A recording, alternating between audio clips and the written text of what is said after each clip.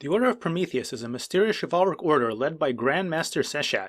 Tojiro is also a member. They seem to be aware of many secretive goings-on and have the upper hand on various other conspiracies. Despite this, they also have a powerful enemy that they're not sure they can defeat. Their main objective seems to be to avoid the end of civilization. As I've previously explained, I believe this refers to the prophesied factory world. Their approach to this is to control technological advancement, keeping new technologies for themselves and only using them when and how they want. Technology beyond currently known human means is called wisdom by some, though not by Seshat. It's hard to figure out too much about Prometheus because they really don't do very much. By far the most dramatic burst of activity is in Chapter 12, A Gift, where Seshat personally executes an operation in the field. Seshat herself is very mysterious. Who or what is she? She uses a gauntlet and displays inexplicable power in the Gift chapter. Then there's her character tips. Simply put, I don't think Seshat really exists. Her character tips basically say she has powers with no known limit or explanation. Also, all evidence of her actions can always be hidden. Sure, so she's a great witch, capable of performing any miracle, but not if you're looking. She might as well not exist, or at least nothing like the way she's presented. So when Seshat is involved during the Gift chapter, all those scenes can't be taken literally. They're fantasy scenes. They might somehow represent or reflect the real events, but I don't take them as fact. Afterwards, Valentina and Mari Carmen can't remember what happened. They travel to this ABN airport and they don't know why. There's no record of it. Most curiously, their home office tells them to ignore this and that it shouldn't be investigated. Due to the overwhelming paucity of evidence, I'm forced to speculate and overfit wildly.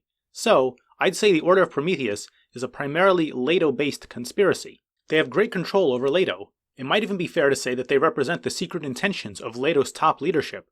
As I've said previously, I believe Prometheus' strategy is to tightly control the cutting edge of technology. This is already how Leto operates, with the most advanced labs, the highest spec gauntlets, and the IPMA's oversight of Amos development. Yet, the arrival of Drysic conversion, entirely outside their control, portends a new era.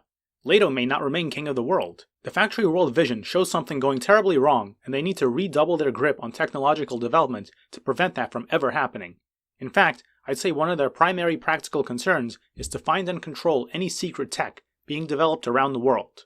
I've already speculated that the AOU is developing Immortality Amos. We're told that Gilroy Level 4 Heavy Military Research Center is secretly working on various advances such as artificial Drysic conversion. There could be all kinds of secret technologies being created all over the place. Wisdom popping up everywhere. It must be gathered and kept under control, lest it be used to create the factory world. To this end, I believe they need a climactic military conflict to occur among the other four factions. There's nothing like a final fight for survival to bring all the secret trump cards out onto the table. For example, we see Lingji using a golden gauntlet in the final fight, like the Weird Knights in Veer's lab. I believe this is simply a more advanced gauntlet secretly developed in the COU, but kept hidden until it absolutely had to be used. After all, IPMA wouldn't allow that, but this is a key moment where it may be worth it. If that's what it is, then what is the Golden Gauntlet doing in Veer's lab? As I've explained in my Zombie Apocalypse video, I don't think the underground lab scenes can be taken literally either. The Immortality Amos, or Zombie Amos as I call it, was supposedly developed down there, but I think it was actually experimented with at Gilroy.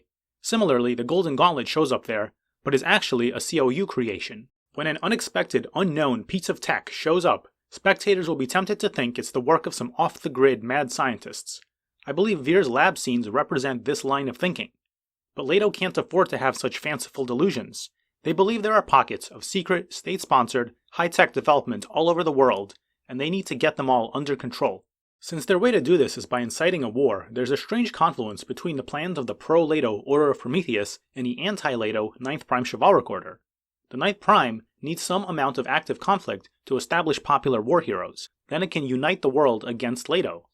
Meanwhile, Leto itself wants an intense burst of fighting to bait out everyone's wisdom so that there are no more surprises down the line. Perhaps this subtlety is lost on Seshat's underlings, who keep expecting her to oppose World War IV, but instead she lets it happen. In opposition to the war, there are two big truces in the story put together by the IPMA. The IPMA seems to be run by Leto, and I'm saying Leto is secretly controlled by Prometheus. If that's the case, then what was the point of the first truce? If that truce actually succeeded, then there would never have been any climactic conflict to smoke out everyone's wisdom. That IPMA peace conference was a complicated affair. I believe it was put together using the fallout of the Herbal L5 virus incident, but if the factions were good and angry at one another after that incident, then why force a truce? The virus was only released after the formation of the Order of the Public Bath. The Erbil incident clearly demonstrated to these knights that they have no real idea what's going on. They consider their true enemy to be whoever is behind this virus attack, but they are frustrated that they have no idea who that is. They decide they are powerful swords, but they need eyes to spot their enemies for them. Conveniently, not long afterwards, some eyes begin to appear, in the form of the new IPMA directors. But here's the thing, these new directors were all unpopular politicians, elevated only by Leto's influence. They had power at home, but only as long as Leto allowed it. If Leto withdrew its support, they'd lose their influence.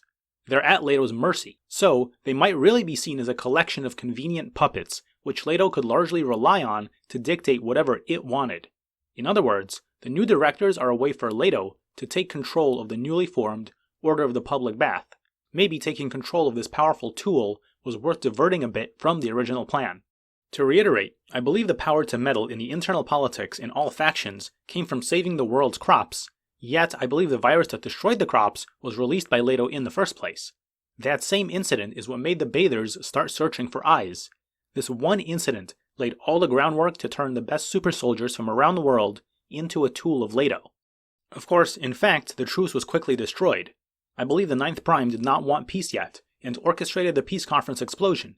Interestingly, Tojiro takes a very conspicuous role in the incident, his actions showing that he predicted exactly what would happen. Is this him blatantly breaking away from Prometheus? Tojiro and Seshat are never shown to speak again after that. A bit earlier, Tojiro described the concept of God's failsafe, and of decoys. I found this to be the most interesting thing in Ciconia to think about, in real-life terms. The idea of a decoy, in this context, is to do the right thing in the wrong way. That turns everybody away from it in disgust. For example, terrorists for peace. Nobody wants to associate with terrorists, and then they don't want peace either. Maybe this concept also applies to the peace conference explosion. The Gauntlet Knights are led to believe that the explosion was actually caused by a gauntlet that was tampered with.